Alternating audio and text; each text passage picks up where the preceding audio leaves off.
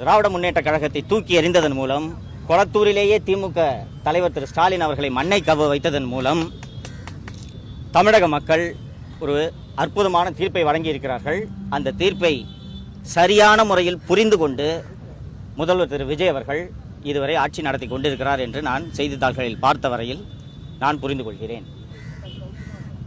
தமிழக வெற்றி கழகம் அமைத்துள்ள இந்த கூட்டணி ஆட்சி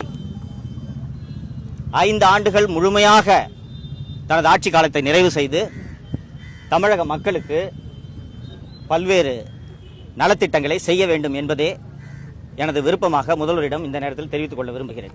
வழக்கமாக அட்வைசரி போர்டுக்கு போய் அப்பியர் ஆன பிறகு குண்டாஸா இந்த அட்வைசரி போர்டு ரத்து பண்ணாங்கன்னா அந்த ஆர்டர் பிரிசனர் ரீச் ஆகிறதுக்கே minimum it will take 8 to 10 days.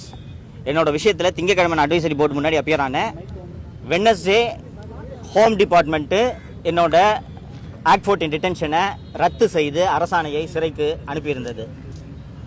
அந்த அரசாணையை படித்த வகையில் முதல்வர் திரு விஜய் அவர்களே தலையிட்டு எவ்வளவு விரைவாக முடியுமோ அவ்வளவு விரைவாக குண்டர் சட்டத்தை ரத்து செய்யுங்கள் என்று உத்தரவிட்டதன் விரைவாகத்தான் நான் இவ்வளவு விரைவாக உங்கள் முன் பேசிக் கொண்டிருக்கிறேன். நிச்சயமாக திமுகவை போல ஒரு கொடூர மனது படைத்த ஒரு கட்சி எந்த காலத்திலும் இருக்க முடியாது. தமிழகத்தில் இதற்கு முன்பு எவ்வளவோ முதல்வர்கள் ஆண்டிருக்கிறார்கள். ஊடகங்களிடம் கெஞ்சுவார்கள், கேட்பார்கள் கொஞ்சம் கம்மியா திட்டுங்க என்று. ஆனால் எதிர்த்து பேசும் ஊடகங்களையும் அந்த ஊடகத்தில் பணியாற்றுபவர்களையும் சிறையில் எடுத்த கொடுங்கோல் அரசாங்கம் திமுகவை தவிர வேறு எந்த அரசும் கிடையாது. முதல்வர் திரு விஜய் அவர்கள் ஊடகங்களில் வரக்கூடிய ஒவ்வொரு சின்ன சின்ன விமர்சனங்களையும் கவனத்தில் கொண்டு பல்வேறு திருத்தங்களை செய்திருக்கிறார் என்பதை அவரது செயல்பாடுகளிலிருந்து நான் பார்க்க முடிகிறது.